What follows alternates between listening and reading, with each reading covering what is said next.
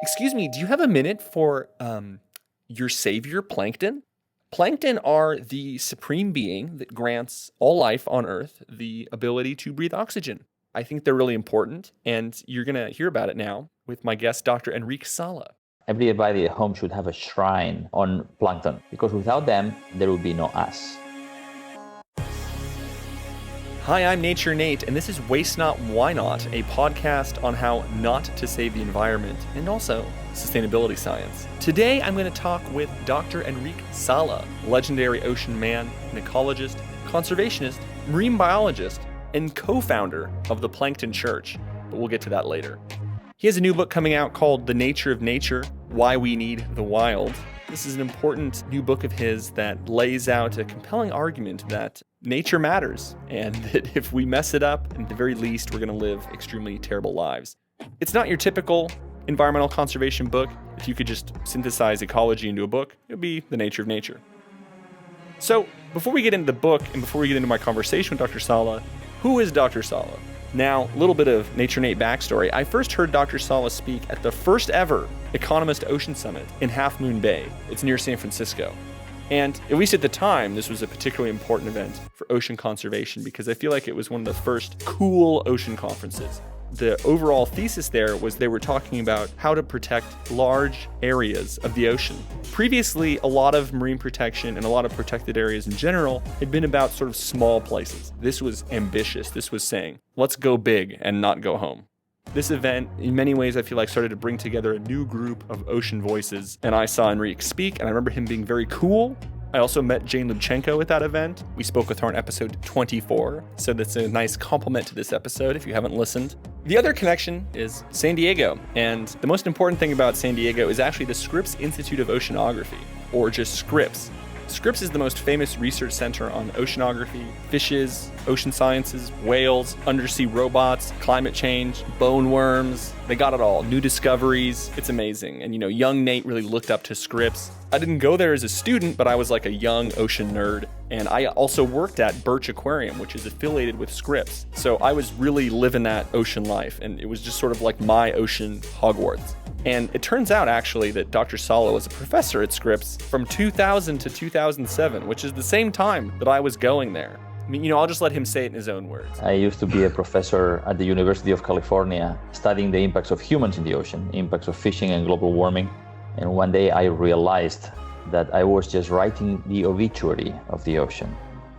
In the first part of his career, he was an ocean scientist. In the second part of his career, he's an ocean conservationist, working with NGOs, working with the media, working with foundations, working with governments. And now he wrote a book. He wanted to write a book that summarizes all the experiences that he's had in his life and try and synthesize all this ecological knowledge so that he could give people an easy resource for them to reference and understand how beautiful and complex the natural world is.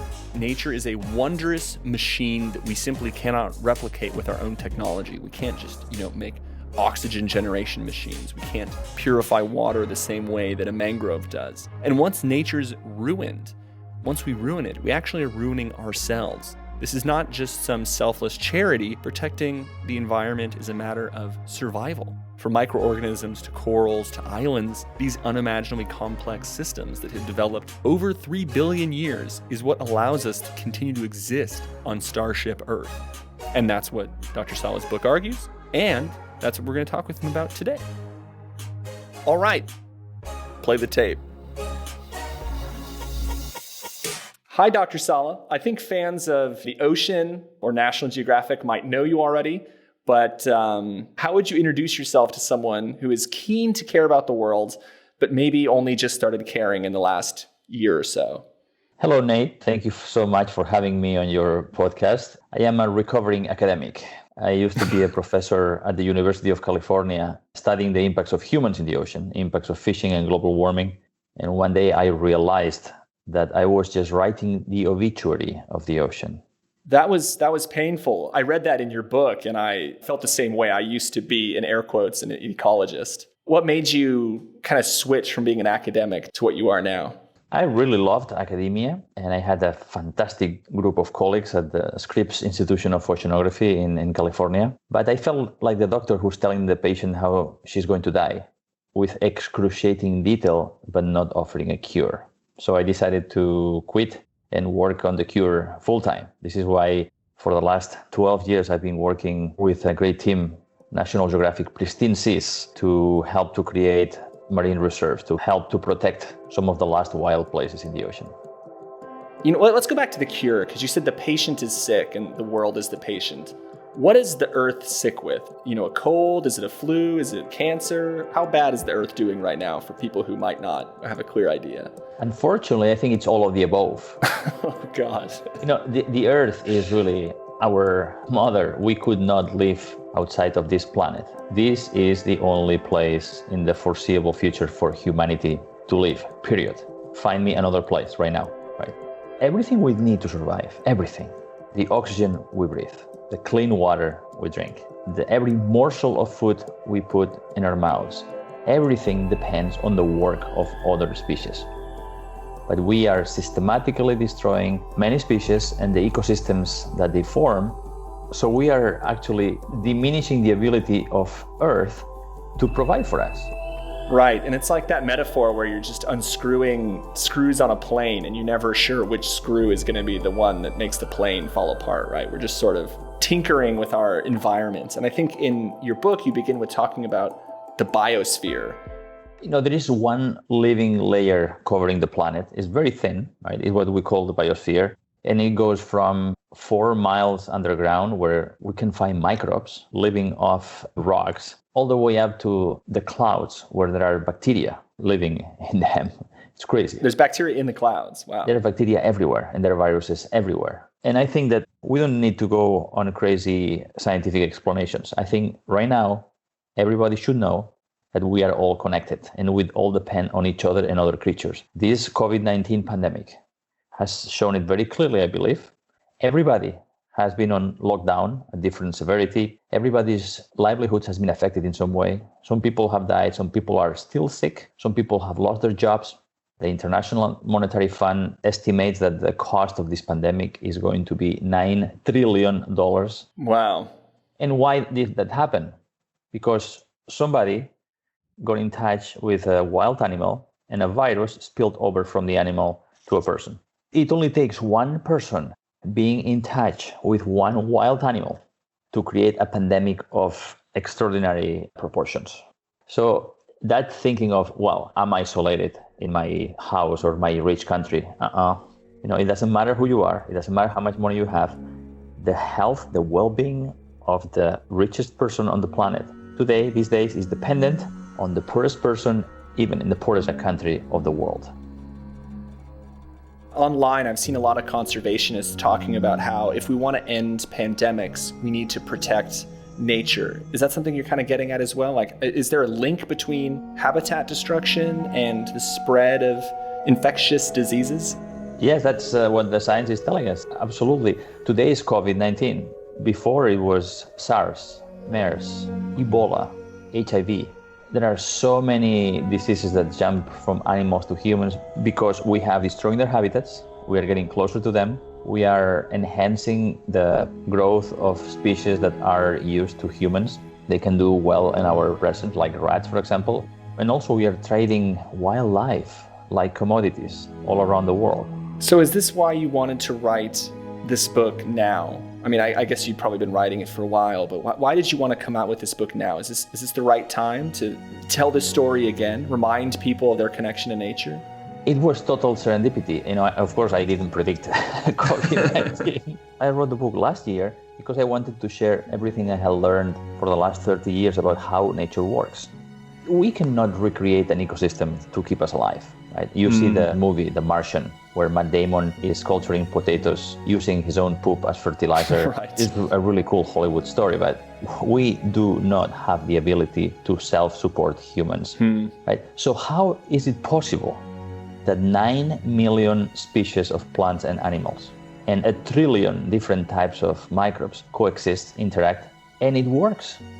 It works. There's been life for 3.5 billion years on this planet. So I wanted to show this sense of awe and wonder of how nature works. How do species interact to make this planet such a wonderful place? With the hope that if you understand, then you say, wow, this is an incredible machine. Let's not tamper with it. This is our life support system. But then COVID happened. Right. And what do you think about, the impact that coronavirus has had on, let's just say, our destruction of the planet? I know in kind of the beginning of the coronavirus, people were saying, oh, nature is healing, nature is getting better. But now as time has gone on, the factories are still operating, there's still coal, there's still oil, there's still extraction going on. It's not the silver lining that people thought was there might have just been a flash of light. I think you're right. The respite for nature was a little too short. And, it happened for the wrong reasons. Right. We shouldn't be forced to stay home to give a break to nature. And everybody was so excited to see the mountain lion in the streets of Santiago, Chile, dolphins, and even a humpback whale swimming inside a marina. This is a very strong message, I think, from nature. Nature is telling us, you humans, look how fast I can respond. Look how much I can give you if you just give me some space. And this is what we have seen in protected areas, in areas that are protected from hunting, mining, drilling, fishing. Life comes back. And the fact that nature responded so quickly also made people so happy, because I think many people forgot that we do need nature for our mental health too. And having this romantic idea of, wow, the planet is coming back. It was too short-lived for a significant response, but I think it's a very, very strong signal about our relationship with nature. A point you make in the book is you say, it's important to acknowledge that every human society realizes its own cultural and ecological succession. There is no single climax for human societies, but many, just as not every ecosystem on land would develop into a forest. It sounds like you're saying here that, we don't need to optimize our society to make these super mega cities full of all this consumption and development. And maybe you could look at coronavirus as a way of saying, okay, maybe there's an alternative way to live. Is that kind of the point you're getting at here? Because nature, there's no right or wrong way to be an ecosystem, right? If you're a desert, that's just as valuable as being a tundra, as a rainforest. You don't find forest everywhere, or not everything is a wetland, right? Right. Then why do governments make us believe in this myth that human progress is economic growth? Not prosperity and happiness, growth, just for the sake of growth, right? It's this modern golden idol that we have told to worship. And not everything has to become a big city. I don't think that cities and industrial production and consumption is the end goal of society. It is very convenient for those who are driven by greed and power. But what these people are doing is like they are at the casino of the Titanic, trying to make as much money as possible after hitting the iceberg. And ironically, we're running out of icebergs, right? And glaciers. Those are retreating at an alarming rate. That's true too. It's very difficult. Before, you and I were talking about having a light conversation about the ocean, but I guess whenever you say coronavirus, it just gets kind of heavy immediately. Yeah. What gives you hope? What keeps you going in these, in kind of the peak of economic acceleration and distraction? Yeah, it's difficult to be cheerful and optimistic when you are a conservationist. But there are two things that give me hope.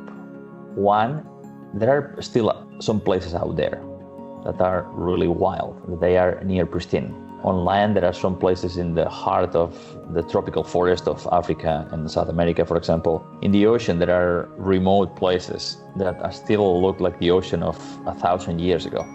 And I have seen a few of these. With our Pristine Seas project, we have been exploring, surveying, documenting some of these last wild places. And life is so spectacular. You jump in the water, and as soon as your bubbles clear, you are surrounded by a dozen sharks. That tells you that the place is really, really healthy. So the fact that these places are there are not only a good time machine, right? Travel to the past and show us what the ocean used to be like, but also it shows what the potential is. The other thing that really gives me hope is protected areas that were fully protected from fishing, drilling, mining, and other damaging activities. And I have seen marine life come back spectacularly. Within 3-5 years, you already see a significant increase in marine life. And of course, sharks that live 25 years, groupers that live 40 years are going to take longer to reach those high abundance levels. But there are many species that respond very rapidly. Yeah, let's talk about sharks, because I think sharks and wolves are these kind of good species that the average person is afraid of because of media, whatever. I'm from San Diego, so I've swam with the sharks in La Jolla, and you feel kind of afraid at first, but then once you're with them, you realize they're just like big dogs.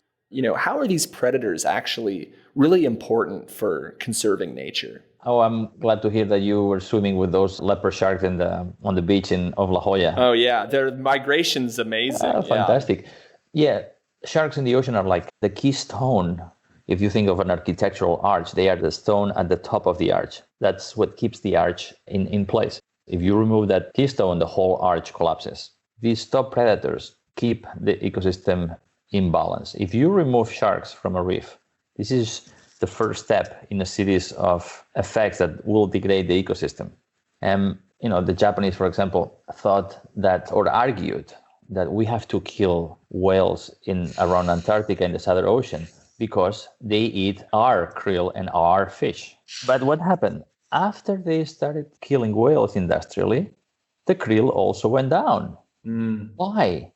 Because the whales, they eat, many of them, they eat at depth and they bring the nutrients back to the surface. So the whales poop some of the iron to shallow waters to help fertilize these waters. Iron is a key nutrient for the growth of the microscopic algae that are the base of the food chain in the open ocean.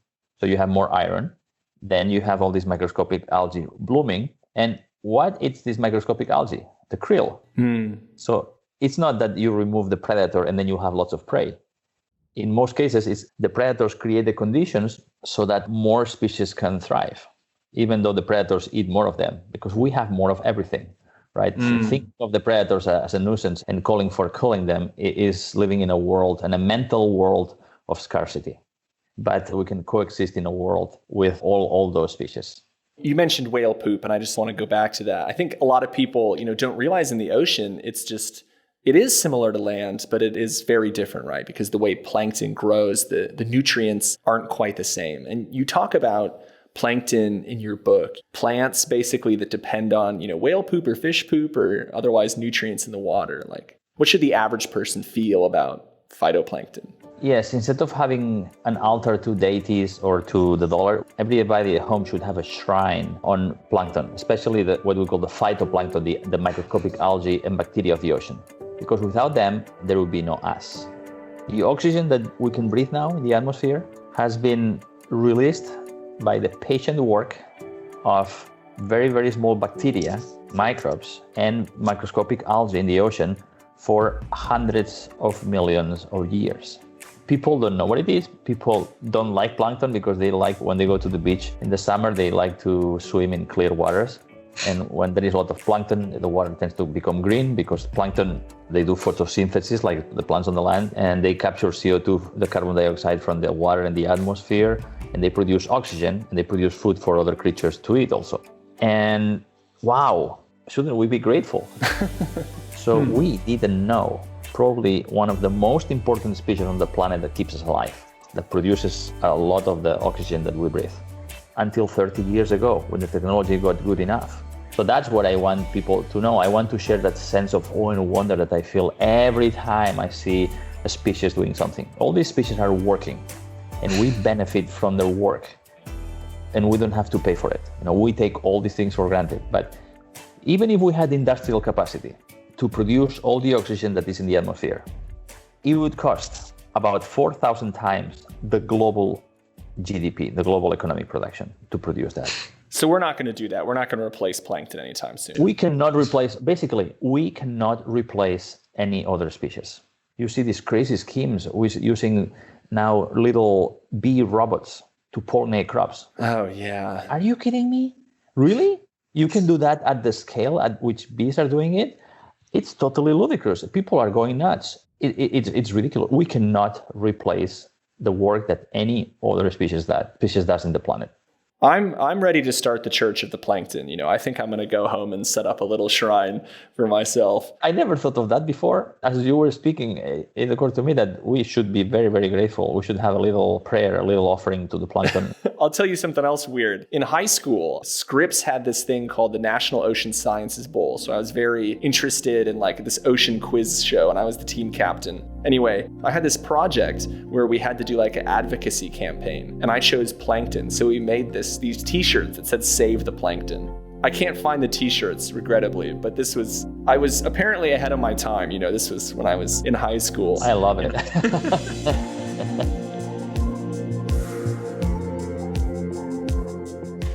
All right, we're going to take a quick break from Plankton Church. While we're on our break, why don't you check out Dr. Sala's new book? It's called The Nature of Nature, Why We Need the Wild, published by National Geographic, and it comes out August 25th. So while I'm talking, open your phone, open your device, go pre-order that book. You want it? Give it as a gift. It's just Christmas time. It's a great present. Send me one.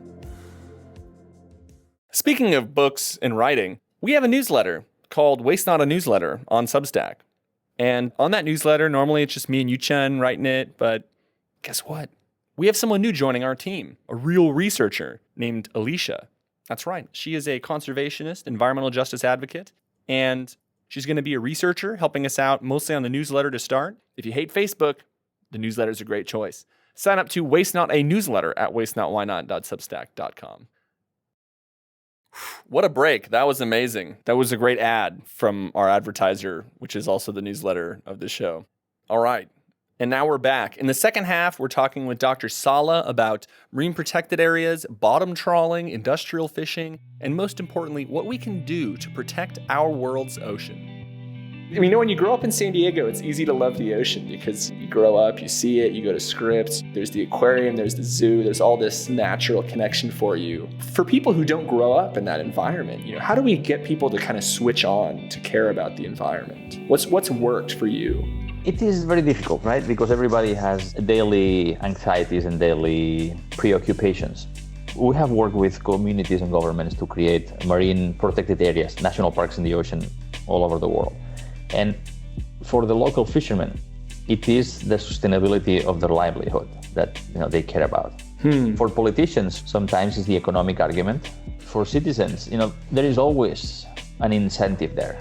Everybody needs to feel that there's something for them in it, except for us crazy conservationists who we care more about the rest of life on the planet than ourselves. Yeah, I'm building the Church of Plankton over here. I love it. I'm going to be the first worship to your shrine. Yeah. So you're saying it depends basically on who your audience is, and I hear a lot there's this conflict between protected areas and fishermen, but you've been working with Pristine Seas, you've been setting up these very large marine reserves. In general, what are some things? How do they view being told not to fish in a certain area anymore? Well, that's the thing, that there is a myth that wants to be perpetuated by the industrial fishing lobby in the same way that the tobacco industry before and now the fossil fuel industry wants us to believe in some myths, right, to perpetuate their existence and their profits. There is this myth that conservation goes against fishermen, against the hardworking people who live on the coastal areas. This is nothing farther from the truth, because the big problem, the main threat to the livelihoods of fishermen is too much fishing. It's overfishing. If I can just mention a few numbers, because of course, being a scientist, I have to mention some numbers here. We love numbers. Give us some numbers. So, global catch of fish in the ocean peaked in 1996 and started declining since. Even though more effort has been applied to fishing, more hours have been spent out there fishing, but the catch has been declining, right? That is indicative of global depletion. And indeed, about 2/3 of the fish stocks are experiencing what we call overfishing, which means that we are taking fish out of the water faster than they can reproduce. So is this decline caused because there are too many protected areas? Well, today, only 2.5% of the ocean is fully protected from fishing. So more than 97% of the ocean is open to fishing. I don't think this is the problem, right? Yeah, I don't think just 2% for the ocean is enough. That doesn't sound fair. At least half, right? Exactly. Some people ask, well, we need a balance between conservation and extraction. I said, absolutely, let's have a balance. Let's have 50-50. Because right now it's completely biased towards exploitation, unfortunately towards over-exploitation. There are a few fisheries that are well managed, yes, but most of them are being depleted. What we have seen is that this 97% of the ocean is like a bank account, your checking account, where everybody withdraws money, but nobody puts money in. You don't need to be a banker to know what's going to happen to your bank account. You're going to go bankrupt. Yeah. Right? Crazy overdraft fees. Yeah. Crazy overdraft. And yeah, you don't need to get a Nobel Prize in economics to figure out that this is not a smart thing to do. Now, these 2.5% that is fully protected, these no-take areas, are like investment accounts where we have a principal that we don't touch and it produces returns, right? But the principal itself grows. We have seen the abundance of fish increase on average 6 times inside these no-take areas. Wow. 6 times. So it's like compound interest and it produces returns. And we know from very basic finance, for the same interest rate, the larger the principal, the larger the returns. The math is not so complicated, right? So the same thing is happening in the ocean. We see that when we protect areas, there are so many fish in them, they grow larger. They produce a disproportionately larger number of eggs. So they help to replenish the areas around. And we have seen the catch per unit effort, the fisherman income increase around these areas, right? So these areas are actually part of the solution for fishing. If we continue the way we're doing, studies suggest that by 2050, most fisheries will have collapsed. That's pretty soon. It's 30 years from now. It's nothing in human history. So we do need to reduce fishing effort to help the fish, give the fish a break, but also we need these areas that are not areas where we exclude humans from. These are not areas that go against people. These are areas that will help to regenerate the ocean so people can continue living off it. There you go. That's my debunking the myth that the industrial fishing lobby wants to perpetuate. We love debunking myths. That was well debunked. I'm a big fan of marine protected areas, and you mentioned industrialized fishing. It's not like hook and line fishing, right? I mean, these aren't just a boat with like 50 guys all with fishing rods. You know, is there a type of fishing that's particularly bad for the ocean? Absolutely. The worst of all is bottom trawling. These big nets with these metal doors on each side that scrape the bottom of the ocean to catch shrimp, usually, or fish, and they destroy everything along their paths. In the past, in the 15th century England, the king signed an order limiting the use of bottom trawling then because it was so damaging. Imagine today's super trawlers, these are boats that are 120 meters long, 360 feet long. These are like 3 soccer fields. Wow. Their nets are so huge that they can fit 12 747 jets in them, which is the second largest commercial airplane in the world. That's a lot. It takes only one pass of that net to destroy deep corals that have been growing for thousands of years. In minutes, we destroy the growth of nature. It would be like going with these massive nets and destroying the redwood forests of California, which have been growing for thousands of years. Destroy them within minutes. It would be worse than burning like a Notre Dame every day, or eradicating thousands of years of history just instantly. Much older than that. Yeah. Yeah. And so large marine protected areas work, basically. What has been some of the biggest achievements that you've seen doing this work? When we started, less than 1% of the ocean was under some kind of protection, and only 0.1% of the ocean was fully protected.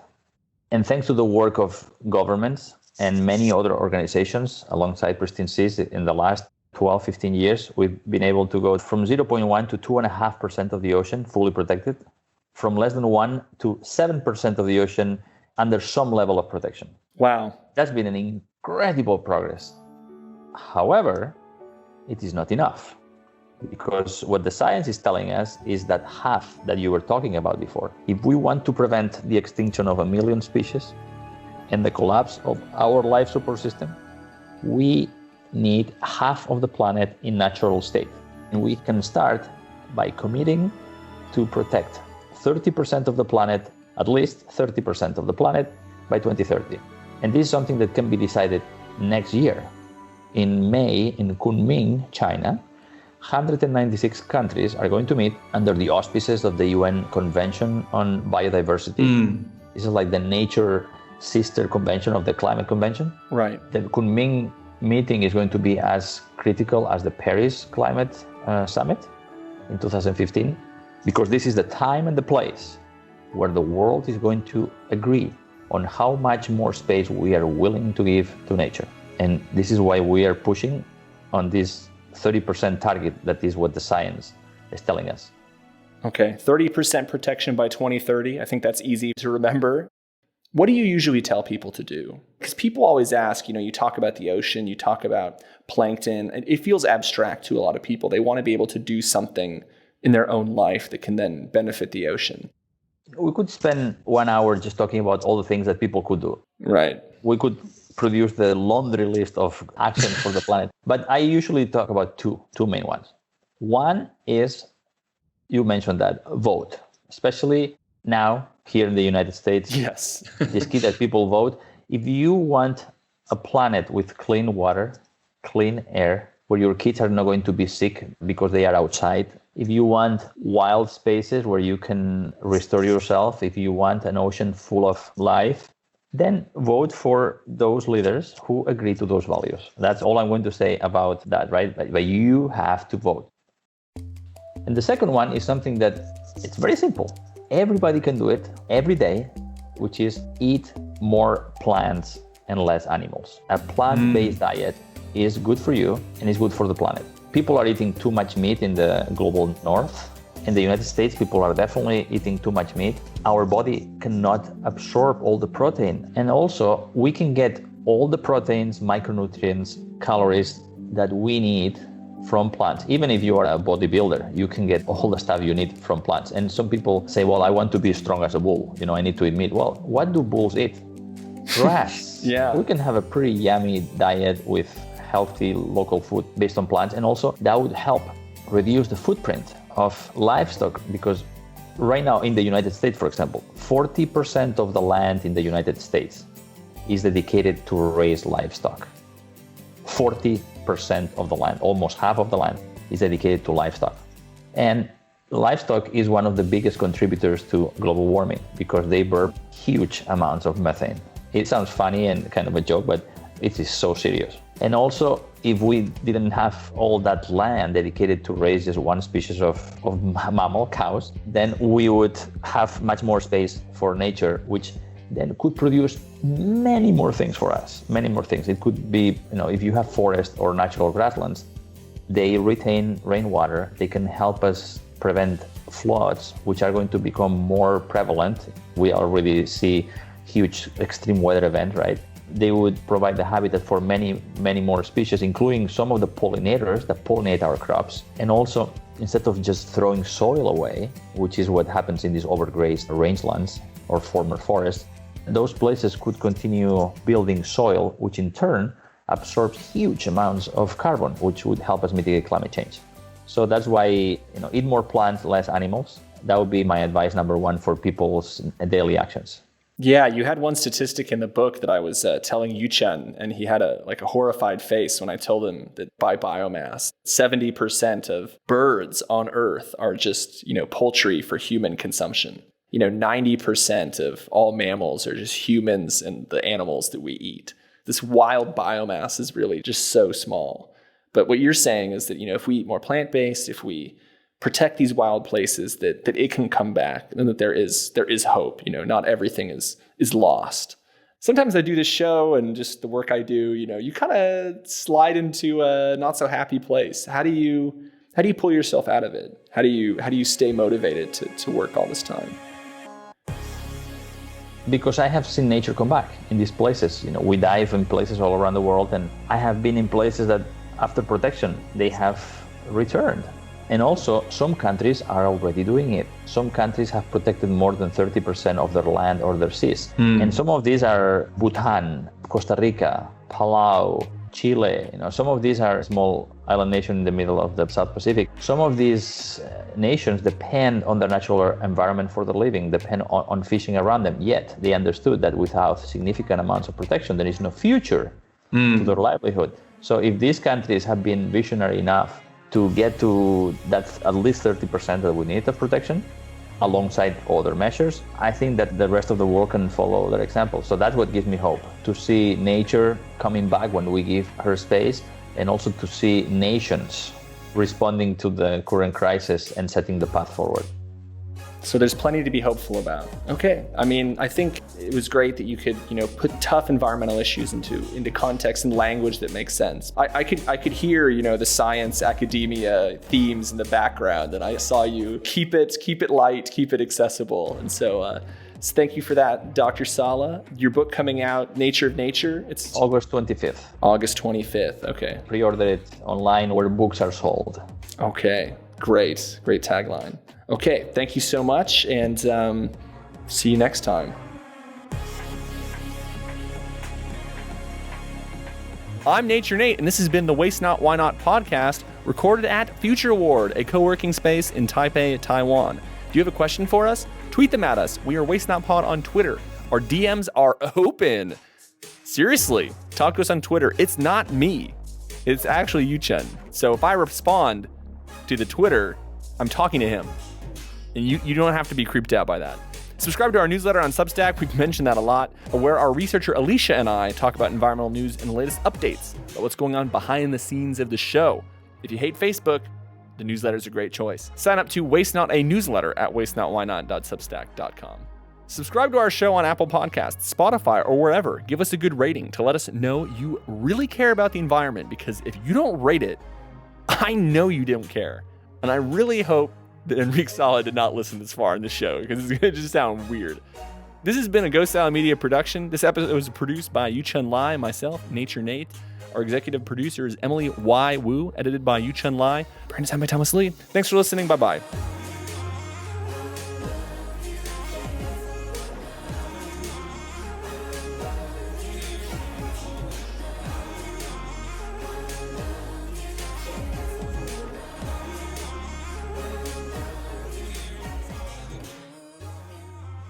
Thank you so much, Nate. And I will come as soon as possible to pray in your temple of plankton. I will build it. You will come if I build it, right? Okay, I have to build it now. Build it and they will come. Yeah, all reclaimed materials, though. Nothing new. Don't worry. It'll be a sustainable shrine. You're the man.